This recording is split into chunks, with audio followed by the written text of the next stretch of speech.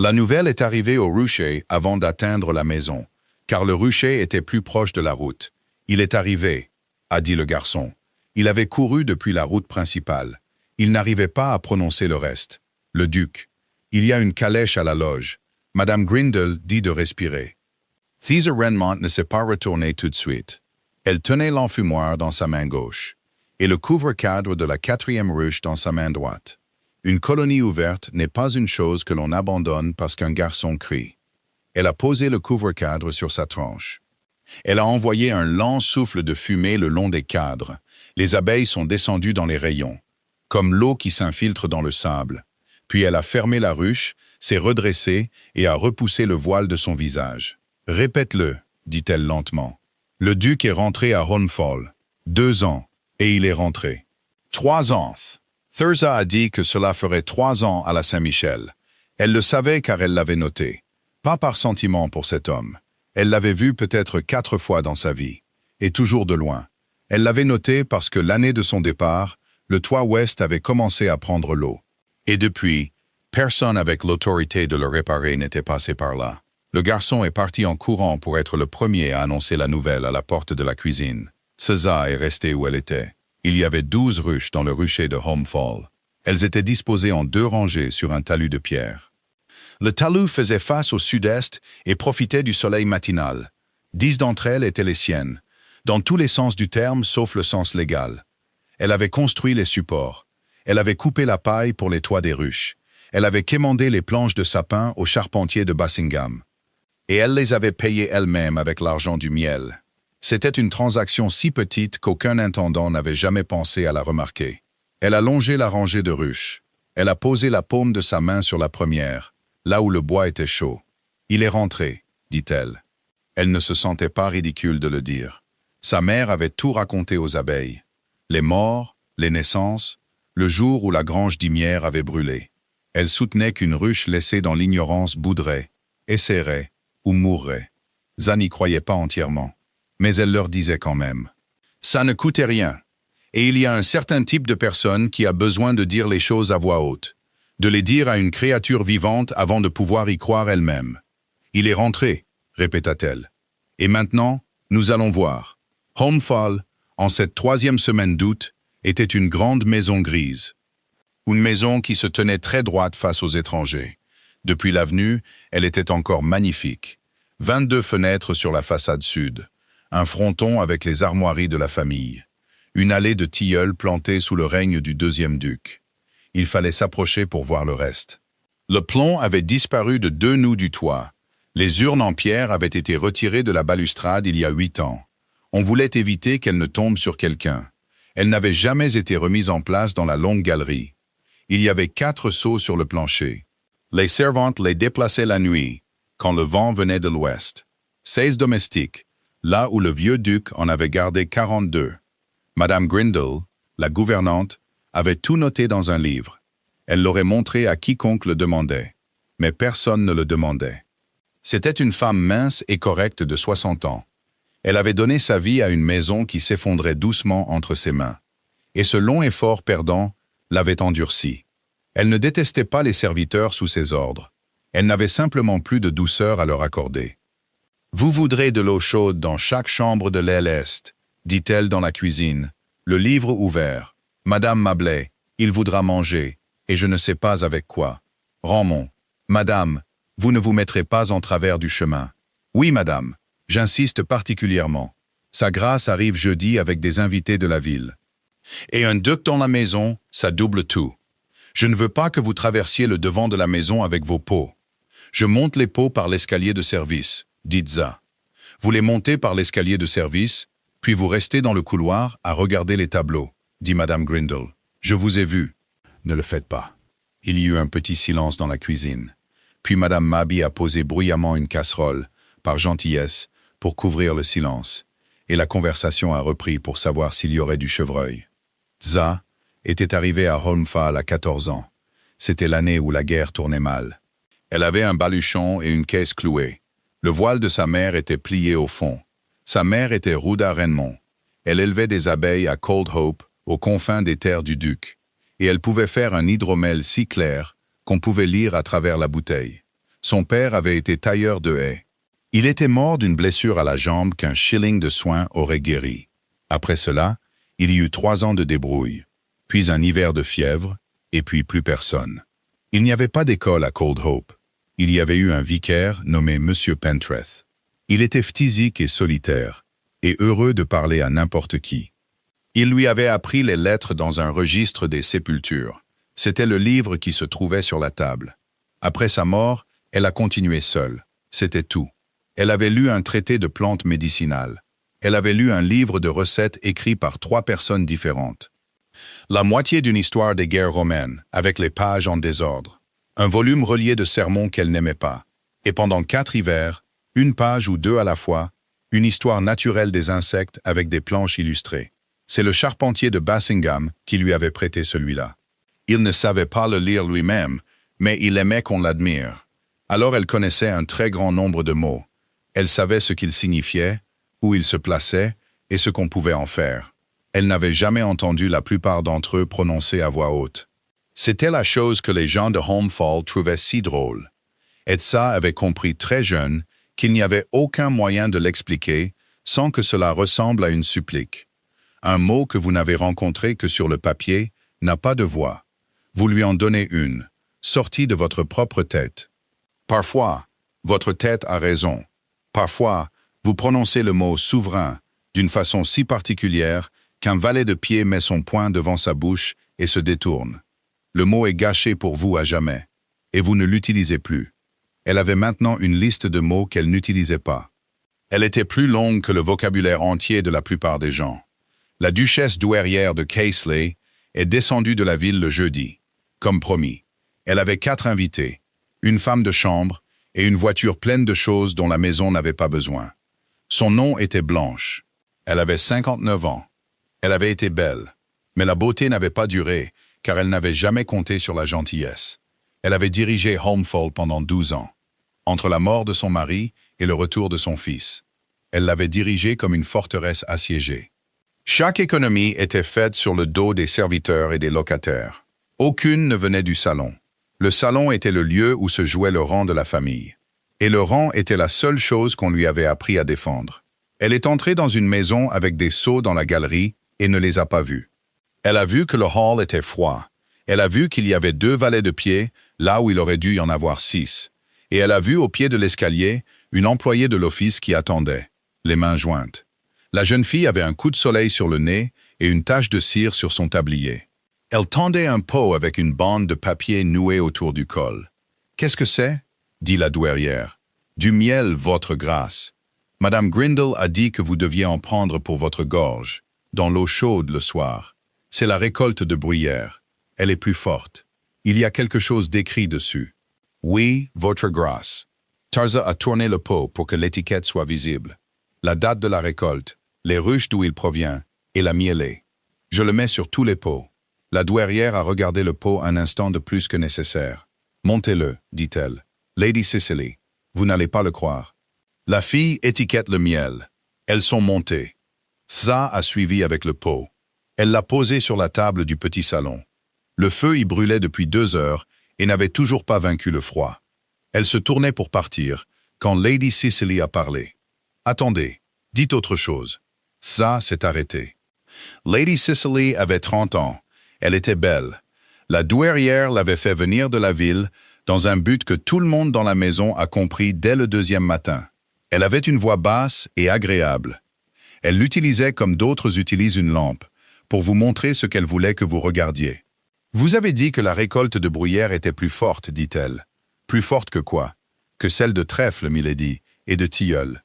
Et laquelle préférez-vous? Pour la gorge, la bruyère. Elle est plus... Za s'est entendu s'approcher du mot et n'a pas pu s'arrêter à temps. Elle est plus efficace.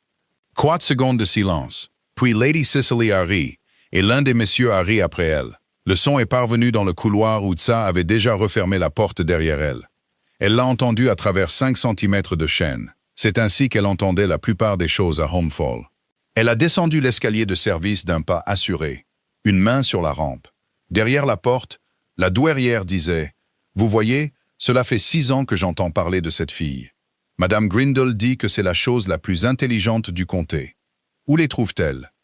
Dit Lady Cicely. Les mots? Dans les livres, apparemment. Personne ne lui a jamais parlé de sa vie. Alors quelqu'un devrait le faire, dit Lady Cicely. Longuement, à dîner, en compagnie. Il y eut d'autres rires, puis un silence, puis la voix de la douairière, plus basse. Elle avait cette prudence particulière d'une femme prenant une décision qu'elle a l'intention de faire passer pour une plaisanterie. Jeudi, dit-elle, nous sommes 13 à table jeudi. Sir Wilmot ne s'assiera pas si nous sommes 13. Vous comprenez, c'est une gentillesse. La douairière dit qu'elle aura un bon dîner, et vous serez tous très polis avec elle. Et nous verrons ce que 6 ans de la chose la plus intelligente du comté de Madame Grindle donne entre la soupe et le dessert. L'ordre est descendu à 8 heures le lendemain matin. Il a été transmis par Madame Grindle. Elle se tenait très droite, les mains le long du corps. Sa grâce désire que vous dîniez à sa table jeudi. Vous devez y être à 6 heures. Vous serez assise avec les invités. La cuisine est devenue silencieuse, d'une manière que Tsa n'avait jamais entendue auparavant. Pourquoi? Dit Tsa. Ce n'est pas une question que vous pouvez poser. Je la pose dans votre cuisine, madame, pas dans son salon. La bouche de Madame Grindle s'est amincie. Un instant, quelque chose a traversé son visage, qui n'était pas du mépris. Et Tsa, qui observait ce visage depuis 9 ans, ne pouvait pas lui donner de nom. Ils sont 13. La gouvernante dit que Wilmot Settle ne s'assiera pas, si vous êtes 13. C'est la raison qu'on vous donnera si vous demandez en haut. Et l'autre raison? Vous avez une belle robe. J'ai celle de ma mère. Alors où sont vos manières? Dit Madame Grindle en sortant. Et ce n'est que lorsque la porte s'est refermée que Madame Mabley a dit dans la pâte. Elle aurait pu dire non pour vous. Elle a déjà dit non pour des filles avant. Tsa a pris le chemin le plus long pour aller à l'office, en passant par la cour. Elle ne s'est pas arrêtée aux ruches. Elle a plutôt descendu le sentier jusqu'au cottage au bout du jardin clos. C'est là que vivait Avis Tenniswood, avec 8 livres par an et un chargement de charbon. Elle y vivait depuis qu'elle avait perdu la vue. Avis avait été la femme de chambre de la duchesse de Carsley pendant 28 ans. C'était à l'époque où le duc était vivant, et où Holmfall allumait 400 bougies à Noël. Elle avait 76 ans. Elle pouvait encore enfiler une aiguille au toucher, et elle donnait son avis sans aucun ménagement. « Asseyez-vous, dit-elle avant que Tsa n'ait parlé. Vous respirez comme un soufflet quand vous avez peur. Qu'est-ce que c'est? Sa grâce m'a invité à dîner. Avi a ri. Ce n'était pas un rire agréable, mais il ne visait pas Tsa. Vraiment? Dit-elle. Eh bien, il y a eu un vicaire une fois à Netherham qui a mal dit Amen. C'était il y a 30 ans. Elle a tourné la tête vers la fenêtre, vers quelque chose qui n'était pas là. Allez-vous y aller? Si je refuse, je perds ma place. Oui. Et si j'y vais, ils auront leur soirée. Oui. Alors ce que je veux n'a pas d'importance. Ce que vous voulez a toute son importance. Avis a dit, vous ne pouvez pas choisir d'y aller ou non. Mais vous pouvez choisir la personne que vous montrerez. Elle a tendu la main et a trouvé le poignet de Tsa sans tâtonner. Ne soyez pas maligne avec eux. C'est la malignité qu'ils sont venus voir. Répondez à la question qu'ils vous posent, jamais à celle qu'ils sous-entendent. Mangez lentement. Quand vous ne connaissez pas un mot, dites celui qui est plus simple. Il y a un mot simple sous chaque mot de la langue, mon enfant. Et la moitié d'entre eux ne le savent même pas. Ils riront de toute façon. Ils le feront, dit Avis. Laissez-les faire. Le rire est la chose la plus bruyante dans une pièce. Et la chose la plus bruyante dans une pièce n'est jamais celle qui décide. Le jeudi est arrivé comme un poteau de clôture s'approche d'une charrette. Elle s'est lavé les cheveux le mercredi soir. Elle a frotté la cire des plis de ses doigts avec du sable. Elle n'a pas réussi à tout enlever. Alors elle a arrêté d'essayer. La robe était la robe de mariée de sa mère, retouchée. Un tissu vert foncé, démodé depuis 15 ans. Les manches avaient été modifiées par Avis, à l'époque où Avis pouvait encore voir pour modifier une manche. Elle lui allait bien. À 6h moins le quart, elle se tenait dans le couloir devant la salle à manger. Les mains jointes, elle a compris avec un calme étrange qu'elle avait plus peur que la nuit de la mort de sa mère. Puis la porte s'est ouverte. Plus tard, ce dont elle se souvenait des 10 premières minutes, c'était surtout la chaleur et le verre. 14 à table, des bougies au centre, et leur reflet dans le bois poli. La lumière vous parvenait 2 fois, 6 sortes de verres à chaque place. La douairière en tête de table, en rouge foncé, entièrement à l'aise. Elle disait « Mademoiselle Ramon, vous êtes ici. à la gauche de mon fils, d'une voix de femme qui fait passer un plat qu'elle attendait avec impatience. Za s'est assise où on lui a dit. Le duc est entré en dernier. Horatio, 9e duc de Xley, avait 31 ans. Il avait passé 9 de ses années dans la péninsule et une à Waterloo. Il était grand. Il portait son épaule droite un peu plus haut que la gauche, car il y avait encore une balle dedans. 2 chirurgiens avaient refusé d'aller la chercher. Ses cheveux étaient châtain foncé et coupés court, la coupe d'un homme qui a vécu sous des tentes. Ses yeux étaient d'un gris froid. Ils avaient cette platitude particulière que les gens prennent pour de la froideur, et qui n'est très souvent qu'une fatigue qui dure depuis trop longtemps pour être guérie par le sommeil. Il était rentré depuis 15 jours. Pendant ce temps, il avait dit peut-être 400 mots en compagnie, et le comté avait déjà décidé qui il était. Il s'est assis. Il a jeté un coup d'œil à la femme à sa gauche, puis il l'a regardée à nouveau. Et le deuxième regard s'est attardé. « Vous vous êtes brûlé la main, dit-il. » Thaza la mit sur ses genoux. « Ce n'est que de la fumée, votre grâce. Ça ne part pas. De la fumée? Je m'occupe des abeilles. On en fume une ruche avant de l'ouvrir avec un chiffon ou du bois pourri. L'odeur reste sur la peau. J'en suis désolé. Ne le soyez pas, dit le duc. Ce fut tout. La soupe est arrivée. Lady Cicely, de l'autre côté de lui, a dit quelque chose sur les routes de la ville, et la table s'est installée dans sa routine. La douairière a attendu le deuxième plat. Mademoiselle Raymond s'occupe de nos abeilles, dit-elle, d'une voix qui portait. Elle s'en occupe depuis qu'elle est enfant. Sir Wilmot, vous demandiez qui fournit le miel à la maison. Je ne le demandais pas, dit Sir Wilmot Chettle, qui l'avait demandé et qui s'amusait déjà. Mais je le demande maintenant. Eh bien, jeune fille, combien de ruches? 12, monsieur. 10 sont fortes. J'en ai réuni 2 ce mois-ci. Réunies? Misez ensemble, monsieur. Une colonie qui a perdu sa reine ne survivra pas seule à l'hiver. On la place sur une autre avec une feuille de papier entre les deux. Le temps qu'elles mangent le papier, elles ne sentent plus comme 2 colonies. Elles sentent comme une seule. Il y eut une pause. Ce n'était pas la pause à laquelle la douairière s'attendait. « Elles mangent du papier ?» dit le monsieur d'en face. « Elles mangent n'importe quoi, monsieur, si on leur donne une raison. » Quelqu'un a ri. Pas le rire qui avait été commandé. Un rire différent. Et Lady Cicely a posé son verre. « Comme c'est charmant, » dit-elle. « Et lisez-vous, mademoiselle Raymond? Sa grâce nous dit que vous lisez. »« Oui, milady. Quoi? »« Ce qu'on me prête, mais votre préféré. Tout le monde a un préféré. » Za a regardé son assiette un moment. Elle savait que cela arriverait depuis le vendredi matin. Elle avait répété une demi-douzaine de réponses dans l'office. Chacune d'elles était intelligente, et elle a laissé les 6 là où elles étaient. « Il y a un livre sur l'histoire naturelle des insectes, dit-elle, avec des planches.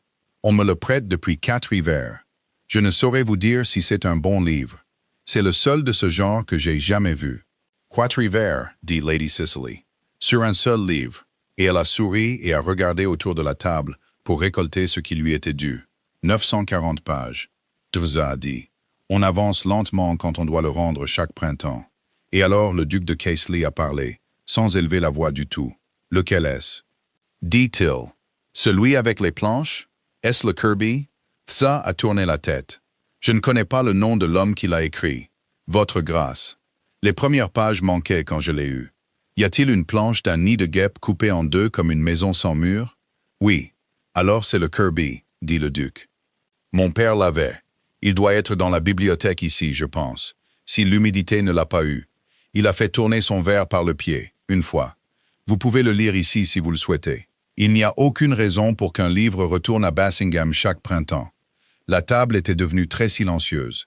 La douairière dit d'un ton léger. Horatio. Il y en a toute une étagère, dit son fils à Tza, comme si sa mère n'avait pas parlé. D'histoire naturelle. Personne ne les a ouverts depuis que je suis enfant. Une pause. Connaissez-vous le miel sur une blessure? Oui, votre grâce. Parlez-moi, dit le duc. Elle lui a raconté. Elle n'avait pas l'intention de dire plus de 3 phrases, mais il a demandé. Et puis il a demandé à nouveau. Et ces questions n'étaient pas celles d'un homme gracieux envers une servante pour contrarier sa mère. C'étaient les questions d'un homme qui voulait la réponse. Le miel empêchait-il le linge de coller? Le type de miel importait-il? Combien de temps tenait-il avant de tourner? Combien cela coûtait-il? En Espagne, dit-il enfin. Nous avions un chirurgien qui le faisait, Bedos. Tout le monde se moquait de lui. Il perdait beaucoup moins d'hommes que les autres. Et il ne pouvait jamais dire pourquoi. Cela le rendait malheureux, car c'était un homme qui aimait les raisons. Il regardait les bougies plutôt qu'elles. J'ai pensé à lui peut-être une centaine de fois. Je n'ai jamais pensé une seule fois à demander à une personne qui s'occupait des abeilles. « C'est l'eau, votre grâce, dit ça. »« Quoi? Pourquoi? Il ne se gâte pas. Le miel a soif. Ma mère disait qu'il boit tout ce qu'on met près de lui. Et ce qui a assez soif ne peut pas pourrir. Je ne sais pas si c'est la vraie raison. C'est la raison qu'on m'a donnée, et elle ne m'a jamais fait défaut. » Horatio la regarda pendant 3 bonnes secondes. « C'est une meilleure réponse que Bedos n'en a jamais eue, dit-il. Le dîner a duré 2h40. Il lui a parlé pendant tout ce temps, pas sans pause, et pas sans se tourner 2 fois pour répondre à Lady Cicely de l'autre côté en 6 mots et 8. Mais il revenait à chaque fois, comme un homme revient vers un feu. Ils ont parlé de la fièvre à Cold Hope il y a 3 hivers, de ce dont les toits des cottages étaient faits, et de combien de familles y restaient. Ils ont parlé de l'allée de tilleuls, ils ont parlé d'hydromel et du prix du sucre, de savoir si le verger ouest pouvait être restauré. Thassa a dit que oui, en 4 ans, si les arbres étaient taillés sévèrement et si les ruches étaient montées dans le coin supérieur en avril. 4 ans. Le duc a dit, oui, votre grâce. La plupart des gens me disent 2 ans. La plupart des gens ne seront pas dans le verger dans 4 ans. Ça a dit avant de pouvoir se retenir. Il y eut un silence. Puis le duc de Xley a éclaté de rire pour la première fois depuis son retour. À l'autre bout de la table, sa mère était assise, la main immobile sur le pied de son verre. Elle avait fait une plaisanterie. Elle l'avait faite avec soin, devant les bonnes personnes. Maintenant, on la lui enlevait, une phrase polie à la fois, à sa propre table, par son propre fils. Et cela se passait sous les yeux d'une femme qu'elle avait fait venir de 140 milles pour l'épouser. À 8h, les dames se sont levées. Tza s'est levée avec elle parce qu'elle ne savait pas quoi faire d'autre. Et le duc de Xley s'est levé. Il s'est levé comme il l'aurait fait pour une duchesse. Il a tenu le dossier de sa chaise pendant qu'elle se levait. 2 valets de pied l'ont vu faire. Lady Cicely l'a vu faire, sa mère l'a vu faire, et n'a pas bougé du tout. « Mademoiselle Renmont, dit-il, merci. La bibliothèque est au bout du passage nord. Elle n'est pas fermée à clé. Nous allons faire une très courte pause. Si vous ne voulez pas manquer les nouvelles histoires, n'hésitez pas à vous abonner à la chaîne. Et pendant que nous nous reposons un instant, il y a quelque chose dont nous voulions vous parler. Depuis des années, vous nous demandez une histoire plus longue. Alors, nous en avons écrit une. 3 romans complets. Une famille, 26 ans, une promesse. La trilogie, La promesse du duc, par Gary Paton. Et comme beaucoup d'entre vous écoutent au lieu de lire, les livres audio complets sont inclus. Plus de 24 heures avec cette même voix que vous écoutez en ce moment. Vous pouvez l'obtenir en exclusivité. Maintenant, réinstallez-vous confortablement. Notre histoire nous attend. Tza n'est pas allée à la bibliothèque ce soir-là. Elle a descendu l'escalier de service et a traversé la cuisine. 7 personnes ont cessé de parler en même temps. Elle est sortie dans la cour dans la robe verte de sa mère, ses chaussures à la main. Le lendemain matin à 6h, tout Honfall était au courant. Et à 9h, tout Honfall avait décidé ce qu'il en pensait. Et les 2 choses n'étaient pas les mêmes dans 2 pièces de la maison. Dans la cour de l'écurie, c'était la meilleure chose qui soit arrivée depuis la paix. Dans le hall des serviteurs, c'était plus compliqué. Peg, la fille de cuisine, trouvait ça splendide et l'a dit 2 fois.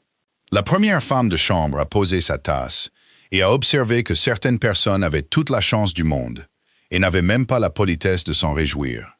Quand une personne est élevée d'un pouce d'un endroit où tout le monde est maintenu en bas, les gens à côté d'elle n'applaudissent pas toujours. Madame Grindle n'a rien dit du tout, ce qui était pire. Et elle a donné à Tza les cuivres à récurer avant le petit déjeuner. En haut, il y avait eu un pari. Et au milieu de la matinée, cela aussi était connu. Car les valets de pied entendent tout et n'aiment pas être obligés de porter des plats pour une plaisanterie.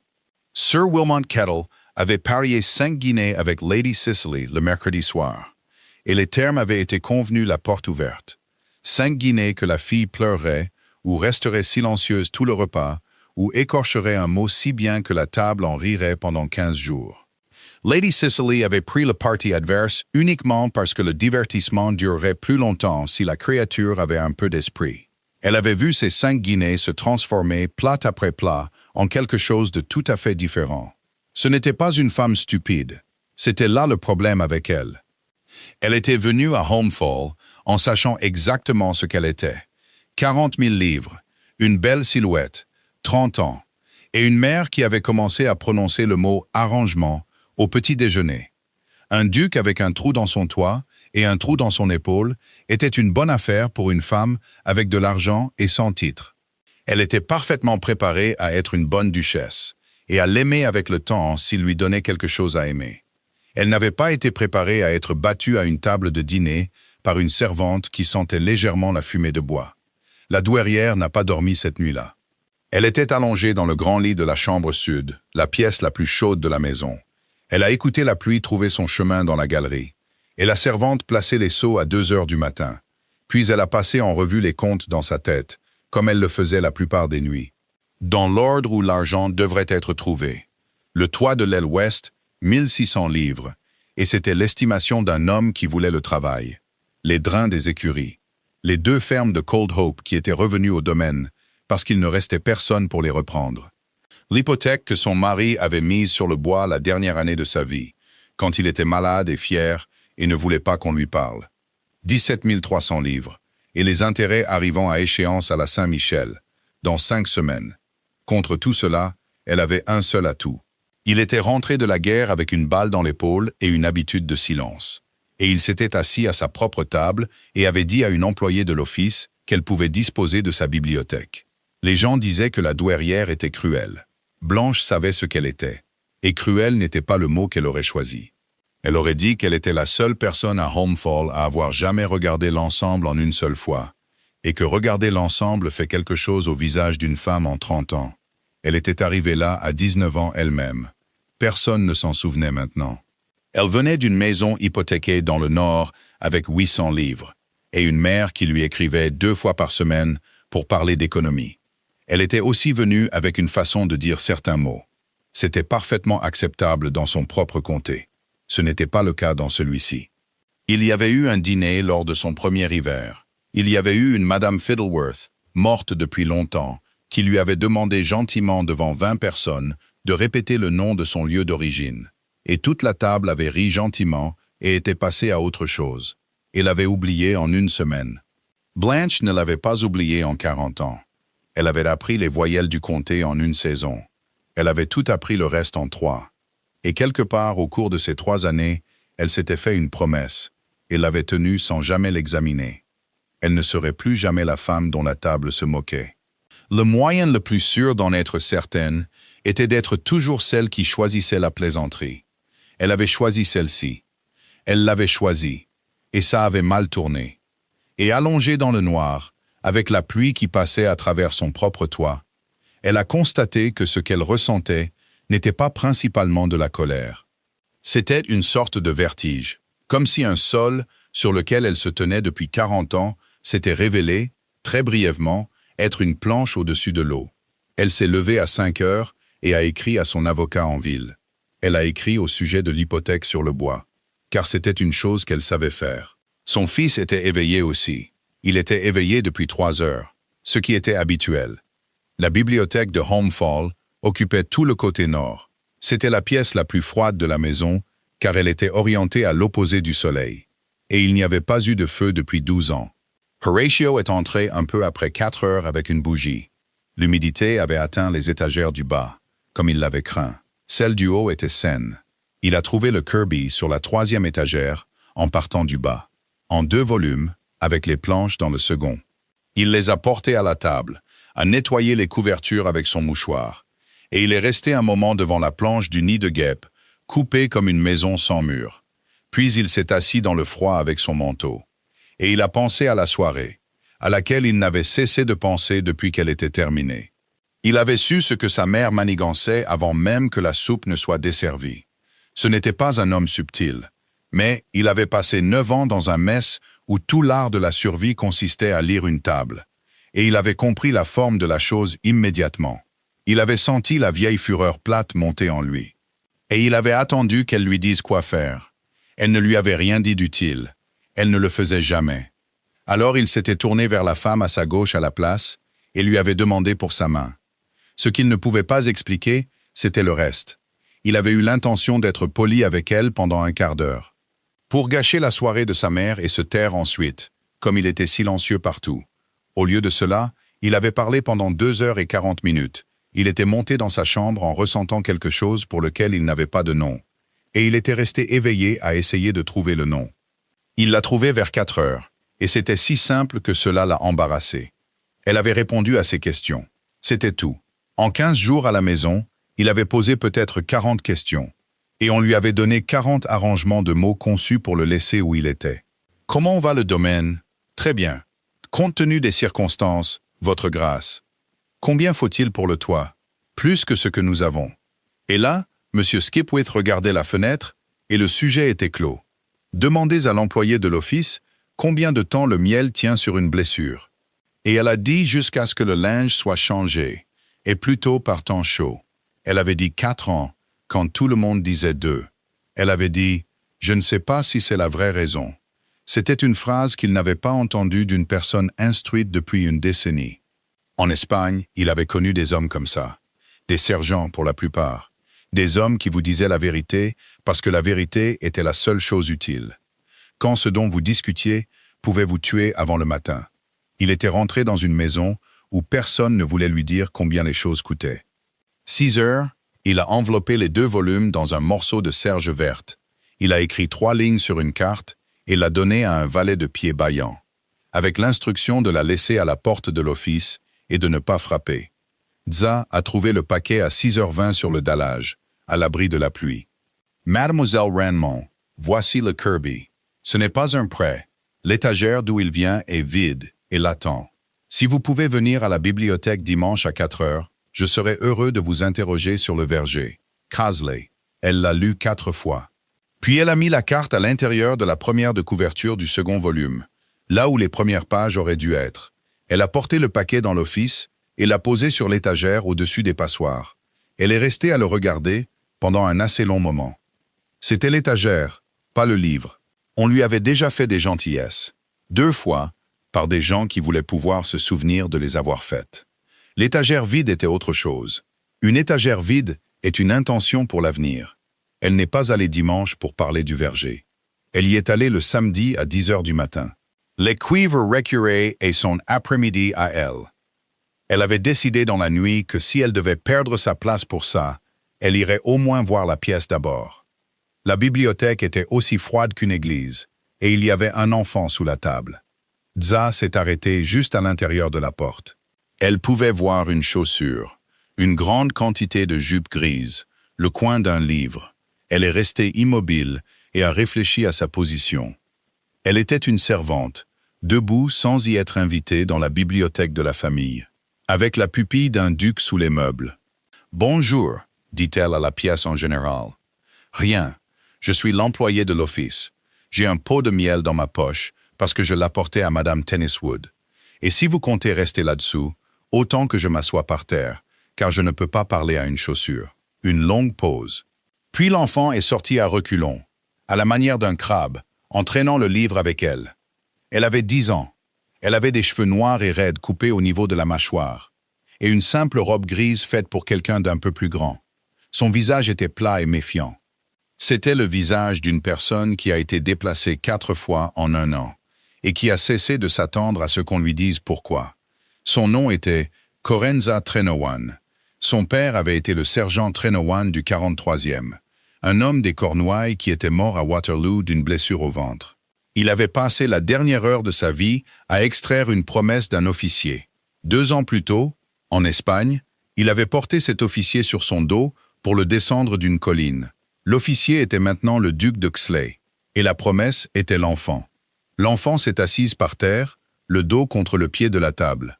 Et Tranza s'est assise aussi, à une distance qu'elle a jugée correcte, soit environ 1,20 m. « Quel est votre livre » dit Thurza. Corenza l'a tourné pour que la couverture soit visible. C'était un volume de sermons, et il était à l'envers. « C'est un très mauvais livre. Le lisez-vous ou vous cachez-vous derrière » La réponse a mis longtemps à venir. « Je me cache » dit l'enfant. Sa voix avait l'accent de l'Ouest. Les longues voyelles douces du pays au-delà des landes. Elle a dit le mot avec précaution, comme une personne à qui on a récemment donné une raison d'être prudente. Qui vous a appris? Dites ça. Ma mère. Avec les feuilles de ballade. Les feuilles de ballade sont une meilleure école que les sermons. Qui vous a dit de vous cacher? Personne ne me l'a dit. Corenza a regardé la porte. Il y a des dames.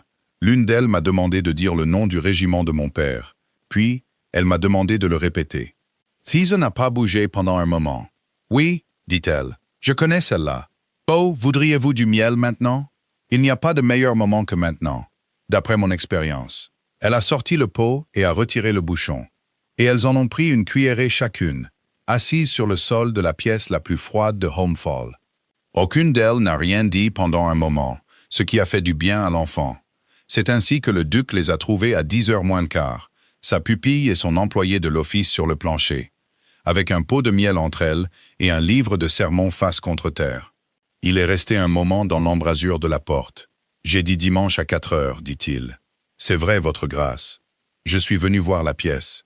Et qu'en pensez-vous? » Aes s'est levé et a mis ses mains derrière son dos parce qu'elles avaient besoin d'un endroit où être. « Je pense qu'il y a un livre sur la 3e étagère du mur et avec de l'eau dans la reliure, dit-elle. S'il n'est pas sorti et mis à sécher dans un endroit chaud cette semaine, il sera moisi d'ici le 10e jour. Et je pense que vous pourriez sécher cette pièce pour le prix de 2 chargements de bois et d'un ramonage. Et que tout ce qui se trouve sur les étagères du bas paye pour cette économie depuis 12 ans. Personne ne lui avait parlé comme ça depuis l'hiver de la retraite. « Asseyez-vous, dit-il. Toutes les deux. Corenza, remettez les sermons à leur place. Ils sont allés au verger le lundi, tous les 3. C'était à 3 kilomètres au rythme où ils marchaient. Ils ont monté le sentier derrière le jardin clos, passant devant le cottage où Avis Tenniswood se tenait à sa porte, le visage tourné vers le son de leurs pas. Puis le long de la crête, d'où l'on voyait tout Homefall en contrebas. Le verger ouest avait été la fierté du domaine à l'époque du vieux duc. Maintenant, c'était 120 arbres sous un amas de bois mort. L'herbe leur arrivait jusqu'aux genoux. Les fruits étaient petits et amers et tombaient tôt. Les arbres mouraient de faim et personne n'avait éclairci une branche depuis l'année de la paix. Visa a marché jusqu'au milieu et s'est retournée lentement. 4 ans, dit-elle à nouveau. Le premier hiver, vous les taillez sévèrement. On dirait un massacre. Vous aurez des hommes qui vous diront que j'ai ruiné le verger. Et en août prochain, ils vous le diront encore. La 2e année, vous éclaircissez.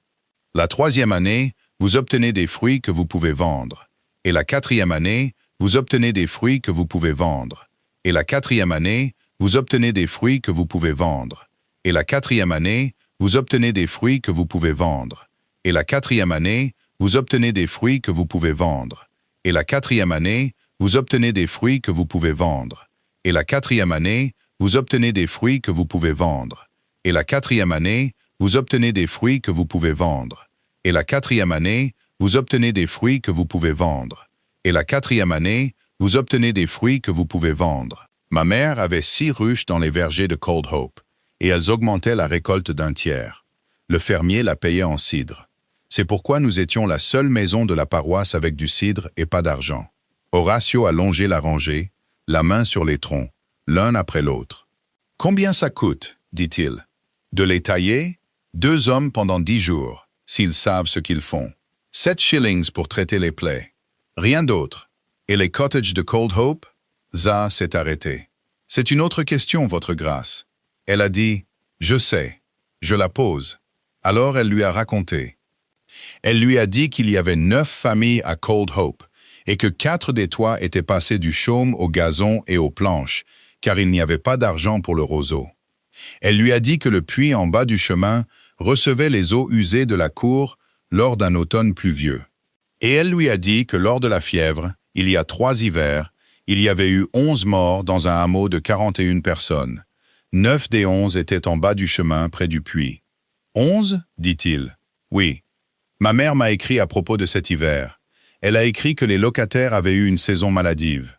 C'est une façon de le dire, votre grâce. » Il est resté à regarder la pente vers Cold Hope, où la fumée de 4 cheminées montait de travers dans le vent. Za l'a regardé faire le calcul. Elle a vu le moment où il est arrivé à l'année. C'était l'année où il était à Salamanque avec une balle dans l'épaule. Corenza était partie en avant vers le coin supérieur. Elle se tenait dans les herbes hautes. Et c'est elle qui a passé le pied à travers les planches pourries de l'ancienne cidrerie. Le bruit a été très fort. La moitié d'un toit d'ardoise est tombée après, dans un long fracas. L'enfant a crié, et les corbeaux se sont envolés des hêtres en une nappe noire. Ça est arrivé la première. Corenza était enfoncée jusqu'à la cuisse, indemne. Plus effrayée par le bruit que par la chute. Il a fallu 1 minute pour la sortir, et une autre pour qu'elle arrête de trembler. Il a fallu beaucoup plus de temps pour Horatio. Il s'était agenouillé dans l'herbe, à une dizaine de mètres. Il ne les regardait pas. Sa main droite était à plat sur le sol, comme s'il retenait le chant. Et il respirait d'une manière que Tza avait déjà entendue. Chez un homme sorti de la rivière à Bassingham. Son visage n'avait plus aucune couleur. Elle ne l'a pas appelé. Elle n'a pas couru vers lui pour lui prendre le bras et lui demander ce qui n'allait pas. C'est ce que tout son corps voulait faire. Elle a assis l'enfant contre un arbre. Puis elle s'est approchée à un rythme normal, s'est accroupie à une petite distance. Et elle a décroché l'enfumoir de sa ceinture. « Votre grâce, dit-elle. Tenez ceci un instant. C'est chaud en bas. Attention à l'étain. » Il l'a regardé. Un instant. Il n'y avait rien derrière ses yeux. Puis il a tendu la main. Elle lui a donné l'enfumoir, et il l'a tenu. Elle lui a parlé du coin supérieur du verger. Le support, le vent, le drainage, la façon dont le soleil passait par-dessus la crête à 6 heures du matin en avril. Une ruche orientée à l'est, lui a-t-elle dit, fait sortir ses abeilles 1 heure plus tôt qu'une ruche orientée à l'ouest. Elle a parlé pendant 4 minutes sans s'arrêter. C'était le plus long discours de sa vie. À la fin, il respirait de nouveau comme un homme, et la couleur était revenue sur son visage. Il pressait le soufflet de l'enfumoir avec son pouce, lentement. Il regardait les petites bouffées grises sortir du bec. « Combien de temps ?» dit-il enfin. « Près de 5 minutes, votre grâce. » L'enfant regardait-elle. « Non, dit ça. » Elle regardait son bas. Elle l'a déchiré, et cela la préoccupe plus que le toit. Horatio a hoché la tête. Il s'est levé. Il lui a rendu l'enfumoir et l'a regardé dans sa main un moment. « C'est le bruit, dit-il. L'ardoise est le pire. On me dit que ça passe avec le temps. »« Qui vous dit ça ?»« Personne qui l'a vécu, dit-il. » Ils sont redescendus de la colline et il n'a plus parlé jusqu'au jardin clos. Et ce qu'il a dit alors, c'est qu'il enverrait 2 hommes au verger mercredi. Il n'a jamais dit merci une seule fois. Thizi a pensé toute la soirée et a décidé qu'elle préférait ça. Des remerciements en auraient fait un service. Il lui avait rendu l'enfumoir et avait continué la journée comme si rien ne s'était passé, dont l'un ou l'autre devait avoir honte. Elle a parlé à Avis du verger, mais pas des 5 minutes. Elle avait déjà décidé que celle-ci lui appartenait. C'est son père tout craché, dit Avis. Le vieux duc ne supportait pas non plus la chute d'une ardoise. Et il ne s'était jamais approché d'une guerre de plus près que la milice de Bassingham. Elle épluchait des pois au toucher, rapidement, dans un bol. Et sa grâce ne m'a pas fait appeler. Elle le fera. Pourquoi le ferait-elle?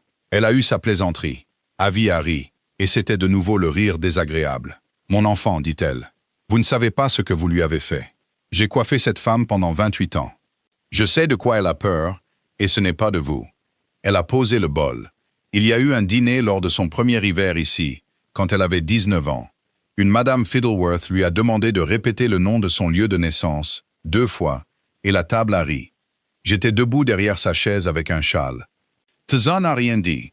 Elle est montée dans sa chambre après, dit Avis, et je lui ai défait les cheveux.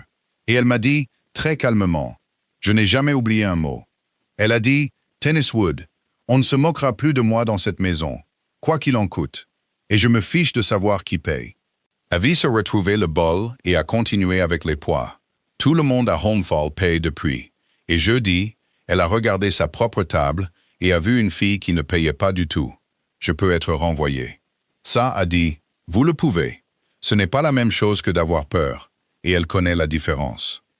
Elle a épousé un duc pour ne plus avoir peur, et ça n'a jamais marché. Pas un seul jour. Avis a tourné son visage aveugle vers la fenêtre. Méfiez-vous d'elle. Elle n'est pas méchante. Elle est pire que méchante. Elle a peur, elle a 60 ans, et elle n'a plus le temps d'être autre chose. Lady Cicely Ambersley a fait appeler Tza le vendredi, 1 semaine complète après le dîner. Elle l'a fait très correctement. Un mot à Madame Grindle, le prêt de l'employé de l'office pour une demi-heure. Pour une affaire de recette de baume à lèvres. tout comme il faut. Et elle l'a reçu dans le petit salon au bout de l'aile est, où personne n'allait, la porte fermée. « Asseyez-vous, mademoiselle Ramon. Je préfère rester debout, milady. »« Comme vous voudrez. » Lady Cicely était à la fenêtre avec un châle sur les épaules. Et elle avait, Tza le vit, vraiment froid et vraiment fatigué d'avoir froid. « Je vais être franche avec vous, car je pense que vous êtes une personne avec qui on peut être franche. Je vais me marier depuis cette maison, où je rentre chez moi. Ce ne sont pas mes affaires, milady. Ce sont entièrement vos affaires, et nous le savons toutes les deux. Alors ne perdons pas cette demi-heure. » Elle s'est retournée. « J'ai une maison en ville avec 16 domestiques. Ma gouvernante a 68 ans et souhaite aller chez sa sœur à la côte. Je vous offre sa place à 40 livres par an, avec votre propre chambre, votre propre feu et une fille sous vos ordres. Vous commenceriez en octobre. 40 livres par an. Le salaire de Tza à Homefall était de 12. Vous ne m'avez jamais vu tenir une maison, milady. Non, mais je vous ai vu tenir une table pendant 2 h 40, avec un duc, un baronnet et la duchesse douairière de Xley, qui voulaient tous des choses différentes de vous. Vous n'avez pas dit un seul mot stupide. Lady Cicely a souri. Je vous prendrai rien que pour ça. Je ne suis pas un monstre, mademoiselle Ramon. Je suis une femme avec 40 000 livres, qui vaut bien plus que l'usage que l'on n'a jamais fait d'elle. Et je pense que vous savez quelque chose à ce sujet. C'était, pensa Tza plus tard, la partie la plus étrange de toute l'affaire. Elle s'était préparée à la cruauté. Elle n'était pas préparée à être reconnue. Et si je dis non, alors vous restez ici, dit Lady Cicely, pour 12 livres par an, dans une maison où la maîtresse vous déteste et où la gouvernante a peur de vous. Et au printemps, vous serez renvoyé pour quelque chose que vous n'aurez pas fait. Ce n'est pas une menace. Je ne lèverai pas le petit doigt. C'est simplement ce qui arrive. Et vous avez vécu dans de grandes maisons plus longtemps que moi. Tza est descendu à l'office et a filtré l'hydromel dans le 2e fût. Parce que cela devait être fait ce jour-là, et n'attendrait l'avenir de personne. 40 livres par an, sa propre chambre, son propre feu, une fille sous ses ordres. C'était plus que ce que sa mère avait jamais vu de sa vie. Et c'était offert honnêtement, par une femme qui tiendrait une promesse honnête. Elle y a réfléchi pendant 2 jours. Le 2e soir, elle est montée et a demandé à parler à Lady Cicely. Et elle a donné sa réponse, debout. « Je vous suis reconnaissante, milady. Je ne peux pas accepter. À cause de lui? Non, dites ça. À cause du verger et des ruches, et du puits en bas de Cold Hope. Et parce que Madame Tenniswood ne voit pas pour éplucher ses propres pois. Si j'allais en ville en octobre, je serais une gouvernante dans une maison chaude. Et chacune de ces choses serait exactement comme elle est maintenant. » Lady Cicely la regarda un moment avec quelque chose qui était presque de l'affection. « Vous êtes une grande sotte, dit-elle, et je vous prendrai encore demain. Il ne vous épousera pas. Vous savez, les hommes comme ça parlent à une femme pendant une soirée, et cela change toute l'opinion qu'ils ont d'eux-mêmes. Ils en sont reconnaissants. Puis leur mère leur parle, et le monde redevient ce qu'il était. Je ne lui ai pas demandé de m'épouser, milady. Non, vous avez fait quelque chose de bien plus gênant. Vous lui avez fait honte de la façon dont sa maison est gérée. Lady Cicely a rassemblé son châle. Je rentrerai chez moi à la Saint-Michel. Ne pensez pas que c'est à cause de vous. Je suis dans cette maison depuis 6 semaines et j'ai compté les seaux dans la galerie. Et 40 000 livres ne répareront pas ce toit, ni le reste de lui. La douairière l'a fait appeler le dernier jour d'août à 11 h du matin, dans le petit salon où le feu brûlait depuis 2 heures. Elle ne lui a pas offert de chaise. Elle lui a offert, d'une voix d'une grande civilité, 50 livres et une lettre de recommandation de sa propre main. Vous verrez que cette lettre de recommandation vaut beaucoup. Il n'y a pas une maison dans 3 comtés qui la refuserait. Et la condition, votre grâce. Vous serez parti d'ici samedi, et vous ne lui écrirez pas. Tza se tenait les mains jointes et regardait la femme dans le fauteuil. 60 ans, droite comme un piquet de clôture. Les bagues lâches à ses doigts, parce qu'elle avait maigri l'année dernière et ne les avait pas fait ajuster. Puis-je dire quelque chose, votre grâce, et me taire ensuite? Vous pouvez le dire. Je n'ai pas levé les yeux sur votre fils. Je sais exactement ce que je suis. Mais il m'a demandé de quoi étaient faits les toits des cottages de Cold Hope. Et je le lui ai dit, parce qu'il l'a demandé. Et je le lui redirai samedi, s'il me le demandait samedi. Elle a pris une profonde inspiration. Renvoyez-moi si vous le voulez. C'est votre maison. Mais ne me payez pas 50 livres pour dire que les toits sont en bon état. » Il y eut un silence dans la pièce qui dura 4 secondes, puis 5, puis 6. La douairière s'était préparée à l'insolence, aux larmes et à une négociation. Elle ne s'était pas préparée à la phrase simple, offerte sans chaleur, qui nommait la chose qu'elle faisait depuis 12 ans. « Sortez », dit-elle. Et après que la porte se fut refermée, elle resta assise longtemps devant le feu, les mains immobiles. Puis elle a sonné et a demandé si M. Skipwith était revenu de Bassingham. Le duc est monté en ville le 2 septembre pour l'affaire de l'hypothèque sur le bois. Il comptait s'absenter 4 jours. La chose est arrivée le 3. M. Skipwith était intendant à Holmfall depuis 19 ans. C'était un homme corpulent, confortable, sans hâte, qui pouvait se rendre à une ferme et en revenir en sachant tout. Il prenait discrètement 2 shillings par livre sur le domaine depuis la dernière maladie du vieux duc. Pas assez pour être vu, jamais assez pour être vu. Il avait une maison à Bassingham, meilleure que ce que devrait être la maison d'un intendant, et un cheval dont il ne pouvait pas vraiment justifier la provenance. Pendant 12 ans, la seule personne qui aurait pu le surprendre était une veuve en deuil qui ne se souciait pas de regarder les chiffres. Maintenant, il y avait un duc à la maison qui voulait savoir combien les choses coûtaient, et il y avait une employée de l'office qui écrivait la date et la mielait sur le col de chaque pot qu'elle remplissait. Elle pouvait vous dire sans ouvrir un livre combien de livres de sucre étaient entrés dans la maison en juillet. Monsieur Skipwith ne s'était jamais considéré comme un voleur. Il était simplement arrivé, par de très petites étapes sur 19 ans, à un point où une fille de 23 ans devait être chassée de la maison. Cela s'est fait le mercredi, dans le bureau de la gouvernante, et a pris moins d'une demi-heure. 3 pains de sucre et 2 bouteilles de brandy manquaient dans les réserves de l'office. Le livre des réserves, conservé dans le placard de Madame Grindle et signé par Madame Grindle, les montrait reçus le 12. Monsieur Skipwith avait le reçu de l'épicier en main, et il l'a lu 2 fois. Et dans la boîte sous le lit de Touza Renmond, on l'a descendue et ouverte sur la table devant tout le monde. Il y avait 11 livres, 6 shillings et 4 pence. C'est l'argent du miel, dit Touza. 9 ans d'économie. Madame Mabley le sait. Le charpentier de Bassingham le sait. Il m'en achète chaque mois d'août depuis que j'ai 16 ans. Alors le charpentier le dira, dit M. Skipwith confortablement. Devant un magistrat, si cela en arrive là. Personne ne souhaite en arriver là. Sa grâce est très réticente à ce qu'on parle de la maison. La douairière était assise au bout de la table, le dos à la fenêtre, de sorte que son visage était difficile à voir. Ce n'était pas un accident.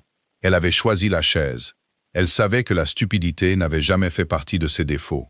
Elle avait su presque dès le début, à la fluidité de l'affaire et au reçu produit trop facilement. En 19 ans, Skipwith n'était jamais entré dans sa chambre sans y être invité. Il y était entré ce matin-là. Elle s'est assise et a regardé le grain de la table. Elle a compris que son intendant la volait et que la fille était innocente. Elle a compris qu'une seule phrase de sa part ferait tout s'effondrer. Elle a pensé au toit. Elle a pensé aux 17 300 livres et aux intérêts arrivant à échéance à la Saint-Michel. Elle a pensé à son fils se levant à sa propre table pour une servante, et à ce qui se dirait dans chaque maison entre ici et la ville d'ici Noël. Et elle a dit, c'est une chose très triste. Elle partira aujourd'hui. Madame Grindle n'a pas levé les yeux du livre des réserves. Elle avait signé elle-même pour ses 3 pains de sucre, et elle savait à quoi ressemblait sa propre écriture et à quoi elle ne ressemblait pas. Elle a pensé à ses 25 livres par an et à sa sœur à Wixford qui n'avait rien du tout. Et à ce que fait une femme de 60 ans quand elle est renvoyée sans lettre de recommandation. Elle a gardé les yeux sur le livre. Elle n'a rien dit. C'était la seule chose lâche qu'elle ait faite en 35 ans de service. Et elle devait y penser chaque jour pour le reste de sa vie. On a donné 1 heure à ça. Elle n'a pas pleuré dans la chambre, et elle n'a pas pleuré dans les escaliers. Le temps qu'elle arrive au grenier, ses mains avaient commencé à trembler si fort qu'elle ne pouvait pas défaire le nœud de sa propre boîte. Elle a pris le voile de sa mère et l'enfumoir, qui était à elle, acheté avec son propre argent à la foire de Bassingham. Elle a pris 2 chemises, un châle, la robe verte et un papier de graines qu'elle avait gardé. Elle a laissé le Kirby sur l'étagère au-dessus des passoires, bien aligné, avec la carte toujours à l'intérieur de la première de couverture.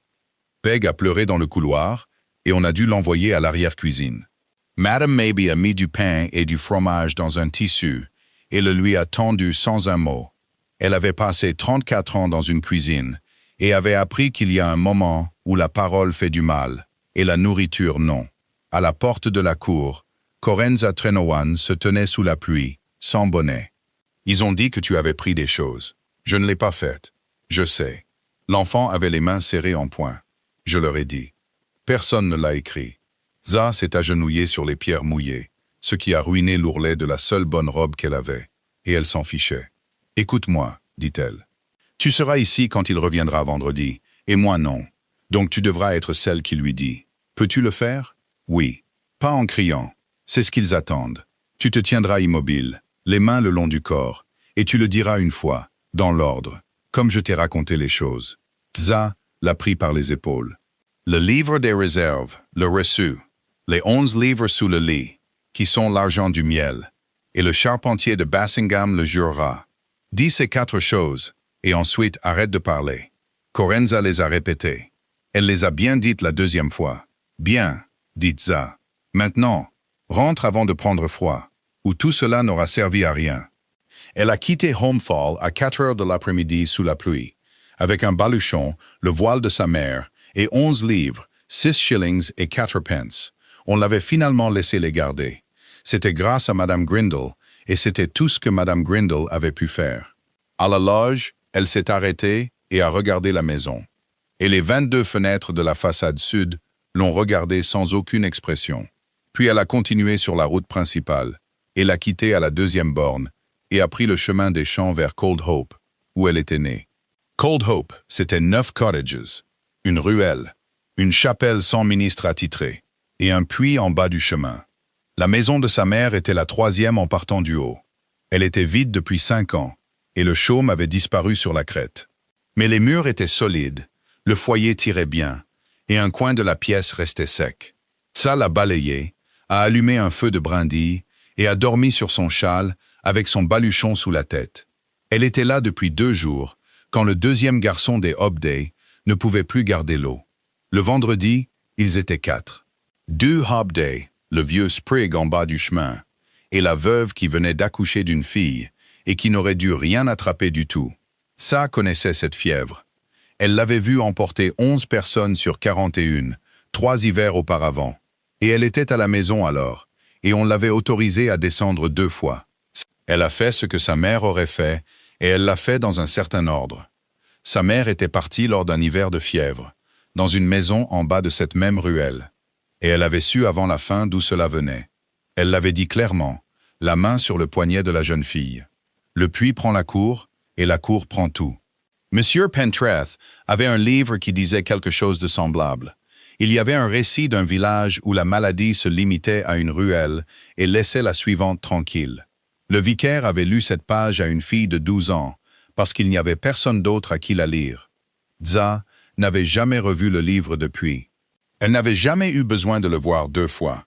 Le puits en bas du chemin fut fermé avec une planche, et la corde à linge de Madame Hobday fut attachée en travers. Za a dit à 9 foyers, un par un, qu'ils devaient aller chercher l'eau à la source au-dessus de la ruelle et nulle part ailleurs. 2 d'entre eux ont protesté.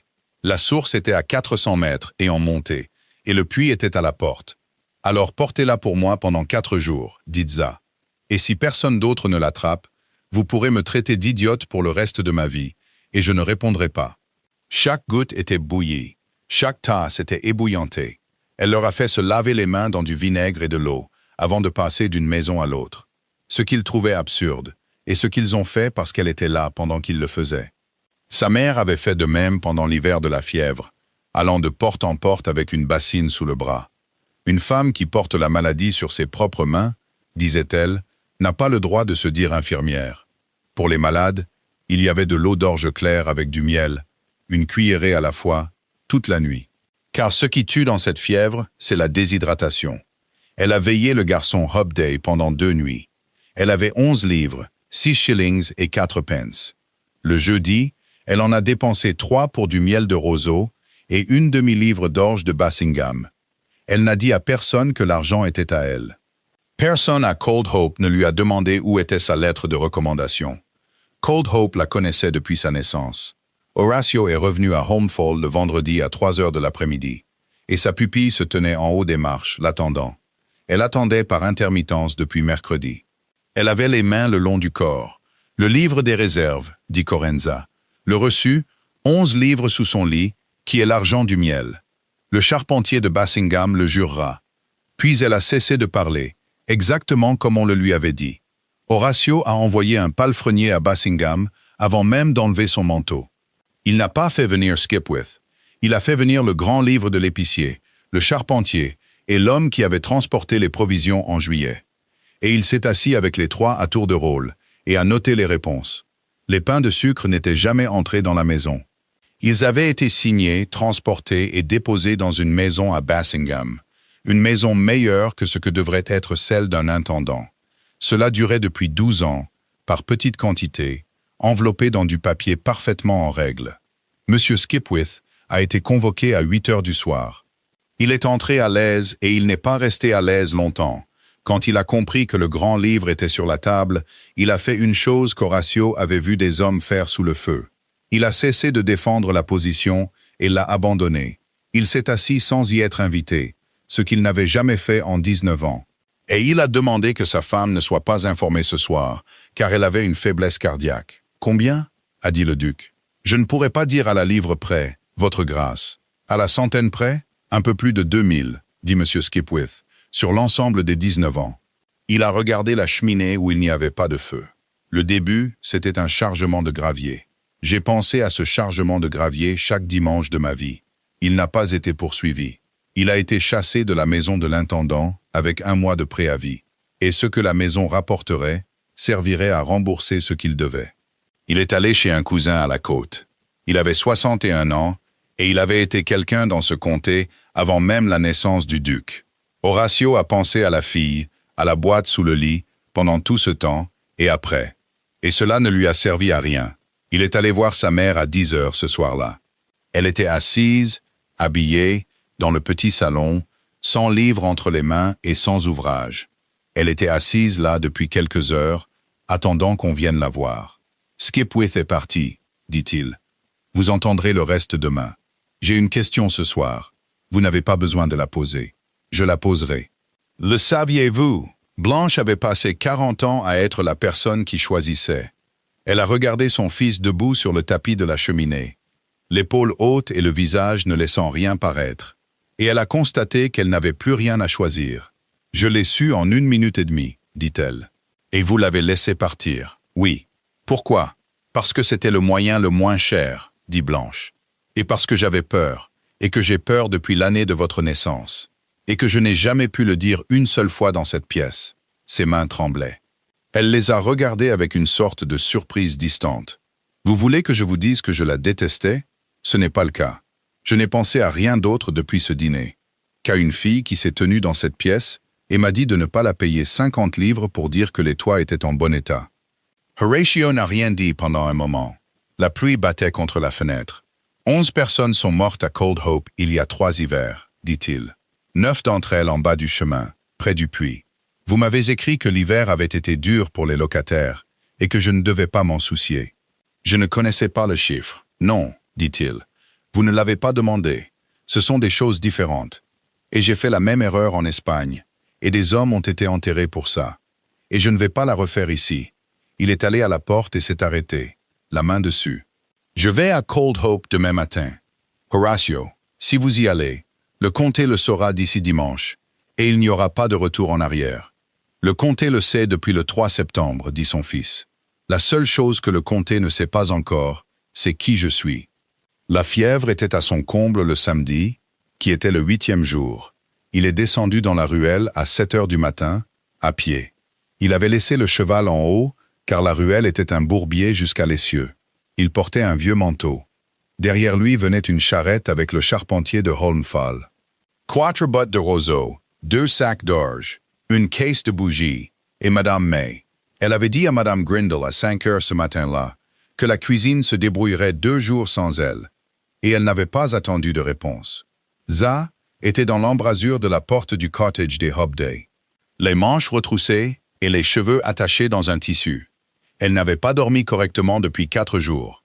Ils se sont regardés à travers 20 pieds de ruelle mouillée. « Où le voulez-vous » dit le duc. « Pas. Je sais ce qu'ils ont fait. Pas. Je suis venu pour vous. » Il avait pensé à de nombreuses phrases sur la route, et chacune d'elles parlait de lui. Debout dans la ruelle, il a vu qu'aucune d'entre elles n'était utile à une femme qui était debout depuis 3 heures avec un enfant malade. L'orge dans la chapelle, c'est le plus sec, dit Za. Le roseau en bas du chemin. Zi dit à votre charpentier de commencer par les widops parce qu'il y a un nouveau-né. Et votre grâce. Personne ne va dans une maison, en sort et va dans une autre. Celui qui porte l'eau ne porte que de l'eau. Compris. Et vous voudrez vous laver les mains avec du vinaigre. Ils se moqueront de vous. Laissez-les faire, dit le duc de Caslay. Il est resté 2 jours et 1 nuit. Il a transporté de l'eau de la source, 400 mètres plus haut, une 50aine de fois. Il a tenu le vieux Sprig sur le côté, pendant que Za lui faisait boire de l'eau d'orge. Il a appris à mal poser une botte de roseau. Et le charpentier l'a laissé faire les rangées du bas, puis les a refaites discrètement. Personne à Cold Hope n'a été impressionné par un duc. Cold Hope voulait des bras, et il en avait 2. Le dimanche après-midi, le garçon Hobday a pris une tasse d'eau tout seul et a demandé du pain. Et ce fut le tournant. La voiture de la douairière est descendue jusqu'en haut de la ruelle le lundi, car la ruelle ne pouvait pas la supporter plus loin.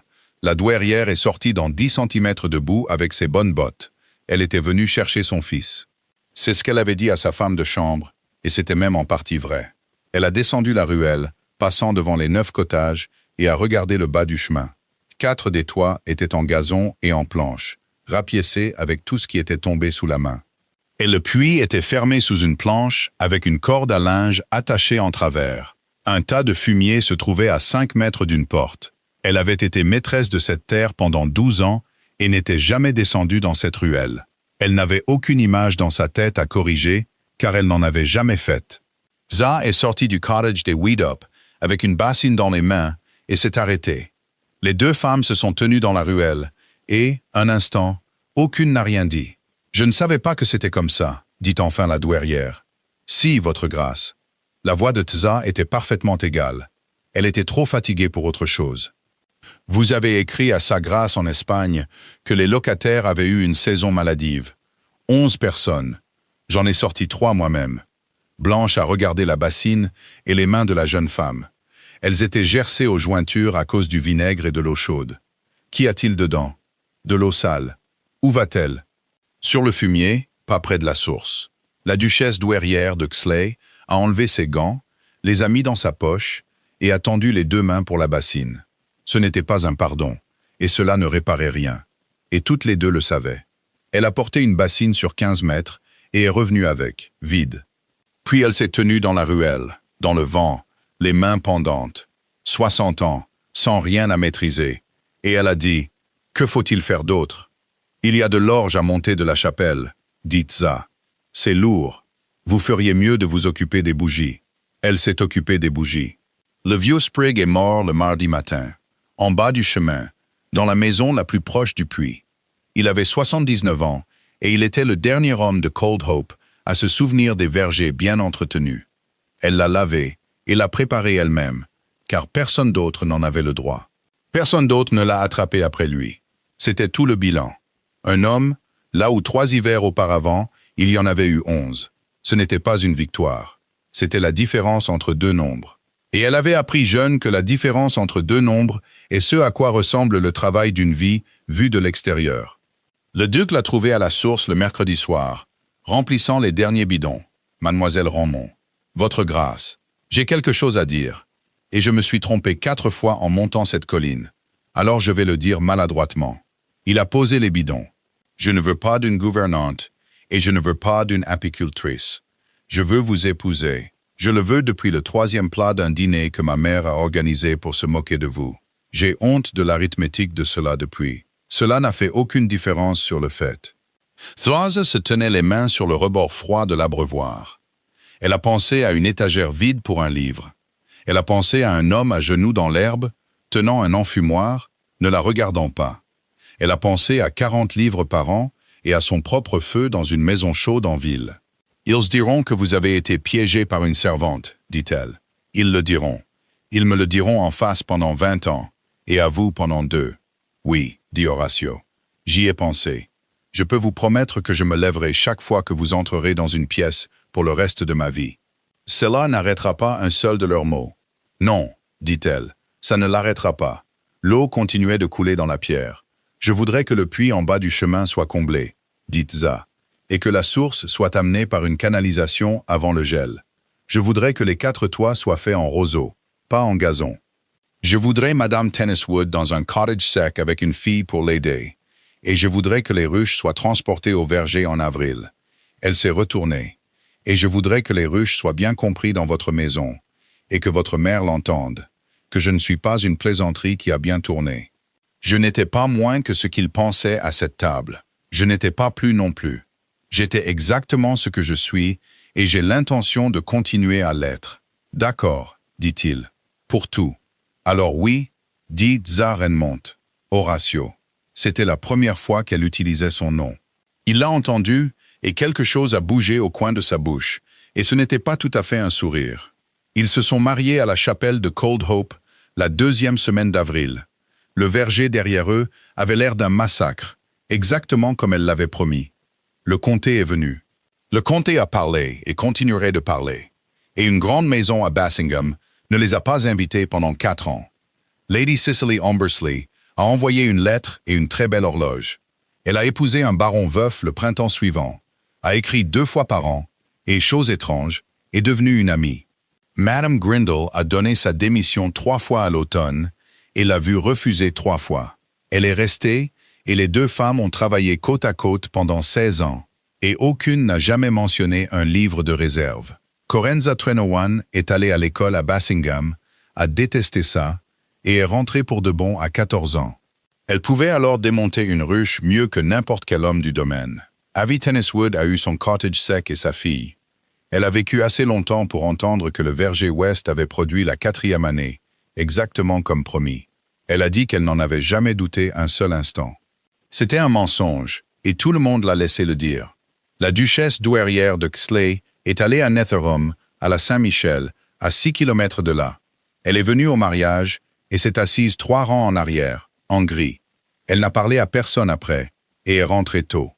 Il lui a fallu 2 ans pour pouvoir s'asseoir dans une pièce avec sa belle-fille et laisser passer un silence sans la ranger. Elle ne s'est jamais excusée, pas en mots.